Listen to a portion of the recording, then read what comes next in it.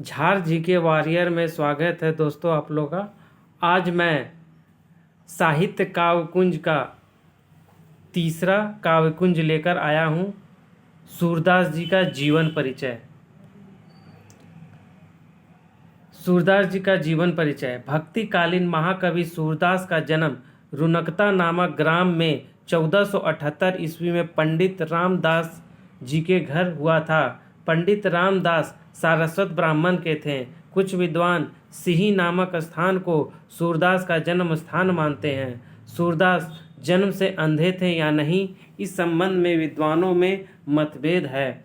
विद्वानों का कहना है कि बाल मनोवृत्तियाँ एवं चेष्टाओं का जैसा सूक्ष्म वर्णन सूरदास जी ने किया है, वैसा वर्णन कोई जन्मांध व्यक्ति ही नहीं कर सकता है।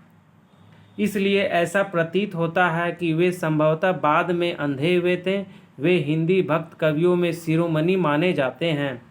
सूरदास जी एक बार वल्लभाचार्य जी के दर्शन के लिए मथुरा के गौ घाट आए और उन्हें वहां स्वचरित एक पद गाकर सुनाया। वल्लभाचार्य ने तभी उन्हें अपना शिष्य बना लिया। सूरदास जी की सच्ची भक्ति और पद रचना की निपुणता देखकर वल्लभाचार्य ने उन्हें श्रीनाथ मंदिर का कीर्तन भार सौंप दिया।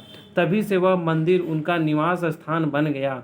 सूरदास जी विवाहित थे तथा विरक्त होने से पहले वे अपने परिवार के साथ ही रहते थे। वल्लभाचार्य जी के संपर्क में आने से पहले सूरदास जी दीनता के पद गाया करते थे तथा बाद में अपने गुरु के कहने पर कृष्ण लीला का गान करने लगे। सूरदास जी की मृत्यु 1583 ईस्वी में गोवर्धन के पास पासरौली नामक गांव में हुई थी। साहित्य परिचय। सूरदास जी का साहित्य परिचय। सूरदास जी महान काव्यात्मक प्रतिभा से संपन्न कवि थे। कृष्ण भक्ति को ही इन्होंने काव्य का मुख्य विषय बनाया। इन्होंने श्री कृष्ण के सगुण रूप के प्रति शाखा भाव की भक्ति का निरूपण किया है। इन्होंने मानव हृदय की कोमल भावनाओं का प्रभावपूर्ण चित्रण किया है।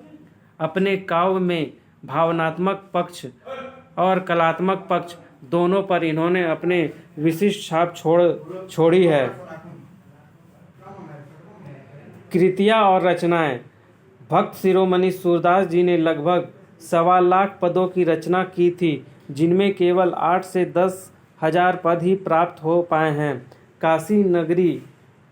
काशी नगरी प्रचारिणी सभा के पुस्तकालय में ये रचनाएं सुरक्षित है। पुस्तकालय में सुरक्षित रचनाओं के आधार पर सूरदास जी के ग्रंथों की संख्या 25 मानी जाती है, किंतु इनके 3 ग्रंथ ही उपलब्ध हुए हैं जो अग्रलिखित हैं। सूरसागर, सुरसावली, साहित्य लहरी। सूरसागर यह सूरदास जी का एकमात्र प्रमाणिक कृति है। यह एक गीति काव्य है जो श्रीमद् भगवत का ग्रंथ से प्रभावित है। इसमें कृष्ण की बाल लीलाओं, गोपी प्रेम, गोपी विरह, उद्धव गोपी संवाद का बड़ा मनोवैज्ञानिक और सरस वर्णन है। साहित्य लहरी। सूरसागर, सुर की सरावली। श्री कृष्ण जी की बाल छवि पर लेखनी अनुपम चली।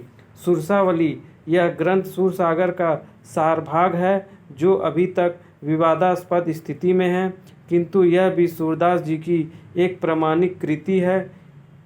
इसमें 1107 पद हैं। साहित्य लहरी। इस ग्रंथ में 118 दृष्टिकूट पदों का संग्रह है तथा इसमें मुख्य रूप से नायिकाओं एवं अलंकारों की विवेचना की गई है। कहीं कहीं श्री कृष्ण की बाल लीलाओं का वर्णन तथा 1-2 स्थलों पर महाभारत की कथा के अंशों की झलक भी दिखाई देती है। भाषा शैली। सूरदास जी ने अपने पदों में ब्रज भाषा का प्रयोग किया है तथा इनके सभी पद गीतात्मक, जिस कारण इनमें माधुर्य गुण की प्रधानता है। इन्होंने सरल एवं प्रभावपूर्ण शैली का वर्णन किया है। उनका काव्य मुक्तक शैली का आधारित है। व्यंग, वक्रता और वागिद्वत था। सूर की भाषा की प्रमुख विशेषता है कथा वर्णन में वर्णनात्मक शैली का प्रयोग किया है। दृष्टिकूट पदों में कुछ क्लिष्टता अवश्य आ गई है। हिंदी साहित्य में स्थान। सूरदास जी ने हिंदी साहित्य में एक महान काव्यात्मक प्रतिभा संपन्न कवि थे। इन्होंने श्री कृष्ण की बाल लीलाओं और प्रेम लीलाओं का जो मनोरम चित्रण किया है वह साहित्य में अद्वितीय है। हिंदी साहित्य में वात्सल्य वर्णन का एकमात्र कवि सूरदास जी को ही माना जाता है। साथ ही इन्होंने विरह वर्णन का भी अपनी रचनाओं में बड़ा ही मनोरम चित्रण किया है। सूरदास का विवाह। कहा जाता है सूरदास जी ने विवाह किया था, हालांकि इनकी विवाह की कोई साक्ष्य प्राप्त नहीं हुआ है, लेकिन फिर भी उनकी पत्नी का नाम रत्नावली माना जाता है। कहा जाता है कि संसार में विरक्त होने से पहले सूरदास जी अपने परिवार के साथ ही जीवन व्यतीत किया करते थे। सूरदास के गुरु। अपने परिवार से विरक्त होने से पश्चात सूरदास जी दीनता के पद पर गाया करते थे। कवि सूरदास के मुख से भक्ति का एक पद सुनकर श्री वल्लभाचार्य ने अपना शिष्य बना लिया, जिसके बाद वह कृष्ण भगवान का स्मरण और उनकी लीलाओं का वर्णन करने लगे।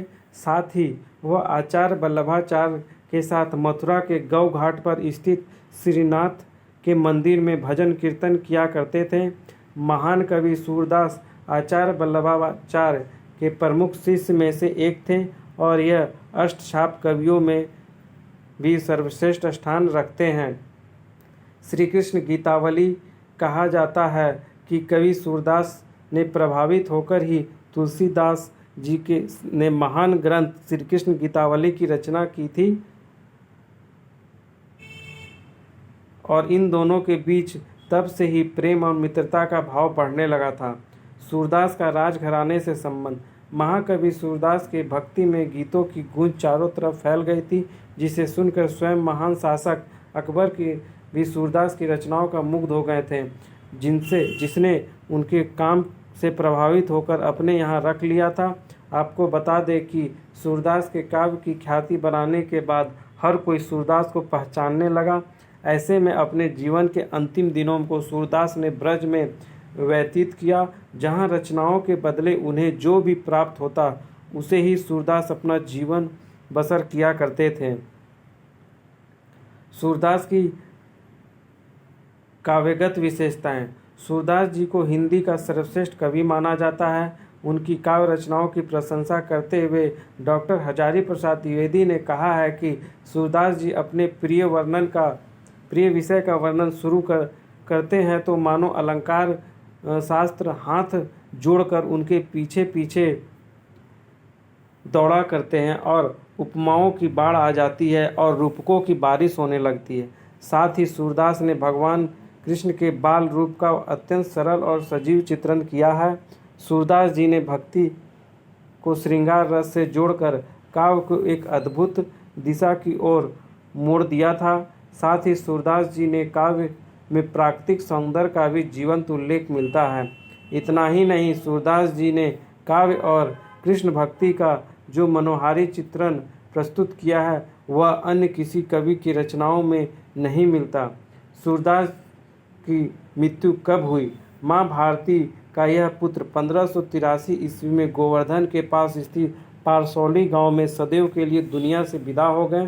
सूरदास जी ने कब की धारा को एक अलग ही गति प्रदान की। इसके माध्यम से इन्होंने हिंदी गद्य और पद के क्षेत्र में भक्ति और श्रृंगार रस का बेजोड़ मेल प्रस्तुत किया है और हिंदी काव्य के क्षेत्र में इनकी रचना एक अलग स्थान रखती है। साथ ही ब्रज भाषा को साहित्य दृष्टि से उपयोगी बनाने का श्रेय महाकवि सूरदास को ही जाता है।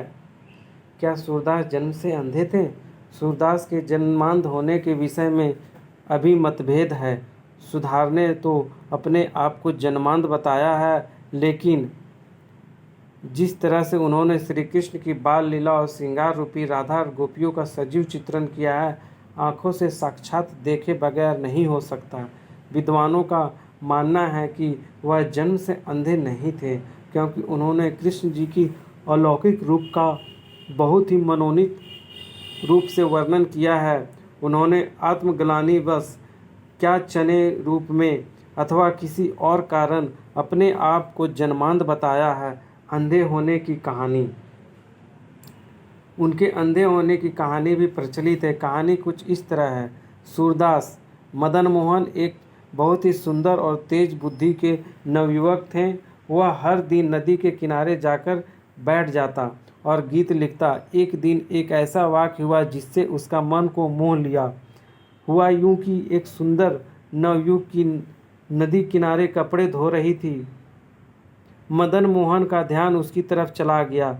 उस युवती ने मदन मोहन को ऐसा आकर्षित किया कि वह कविता लिखना भूल गए और पूरा ध्यान लगाकर उस वीडियो को देखने लगे।